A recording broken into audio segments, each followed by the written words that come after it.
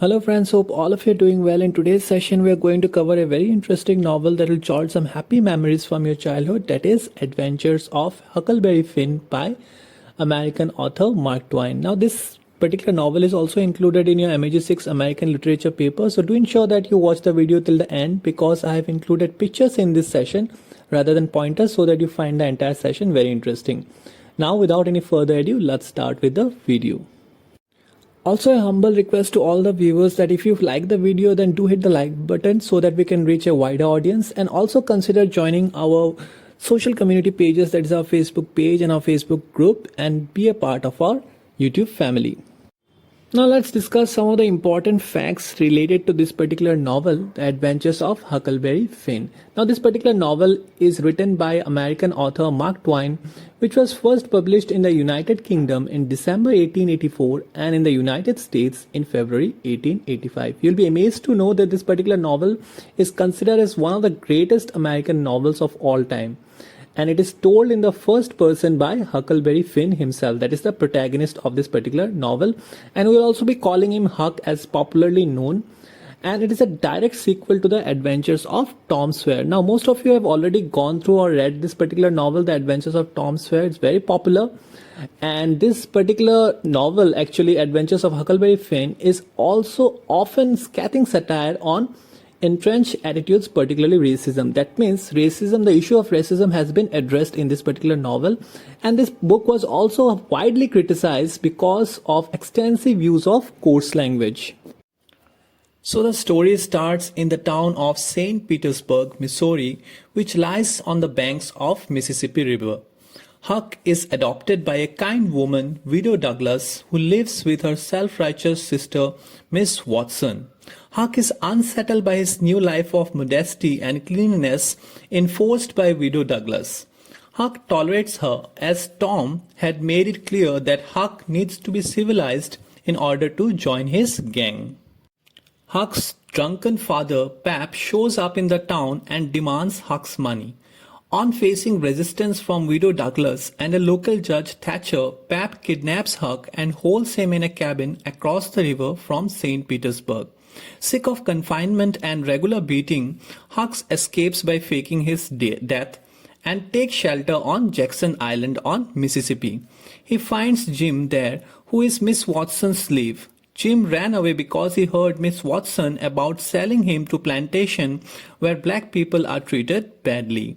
Huck pairs with Jim even though he was not sure about the morality of the situation.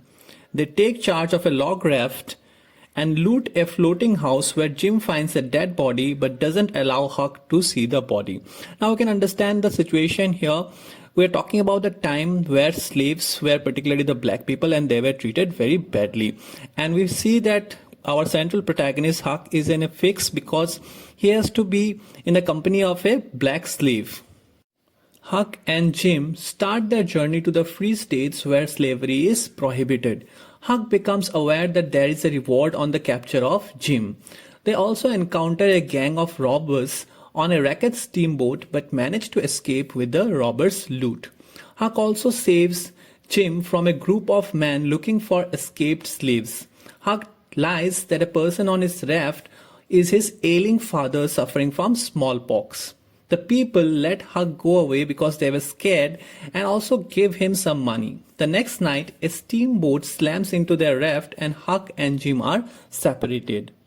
Huck ends up with Grangerfords, who were locked in a bitter feud with Shepherdson. Huck is caught up in the fight between them, but Jim timely rescues him on his repaired raft. In the meantime, we see that Huck and Jim meet two conmen who claim to be the displaced English Duke and the long-lost heir to the French throne, the Dauphin. They continue with their scams and reach a town where a person, Peter Wills, has recently died and has left much of his inheritance to his two brothers. Now these two conmen pretends to be the brothers, and Huck decides to uncover their scam and expose them. But before that, the real brothers from the England reach, and these two conmen has to flee from the situation. The Duke and the Dauphin pull one more scam and sells Jim to a local farmer. Huck decides to rescue Jim and discovers that the person holding Jim is in captivity are Tom Sawyer's aunt and uncle Silas and Sally Phelps. They misunderstand Huck to be Tom and Tom to be his younger brother Sid. Tom hatches an unnecessarily dangerous plan to rescue Jim in his personal pursuit of adventure.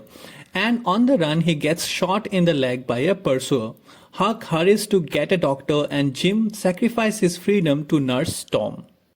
The next morning when Tom wakes up, he declares that Miss Watson has set Jim free in her will and died 2 months back. Jim tells Huck that the dead body was indeed Huck's father. Now you remember that I have mentioned that sometime back both Jim and Huck have discovered a dead body and Jim did not allow Huck to see the dead body. Actually it was Huck's dead father Pep. He was shot dead. Okay. Aunt Sally steps in and offers to adopt Huck, but Huck announces his plan to set out free for West as he had enough of civilizing. So this is the video guys. I hope you had an insight regarding this beautiful novel Adventures of Huckleberry Finn by Mark Twain. In case if you have any difficulty in understanding any particular plot segment of this particular novel, then do feel free to comment in the comment section. I'll definitely try to address it in the next video. As of now, I want all the viewers to attempt this particular question which came in June term and examination 2020. Discuss how the comic and the serious combine in the Mark Twain's Huckleberry Finn. Now this question in itself is very important. You have to actually see how the comic elements and the serious elements combine very naturally in this particular novel of Mark Twain's Huckleberry Finn. So do try it out and let me know if you face any difficulty while attempting it. Till we meet next time, God bless you and thank you all.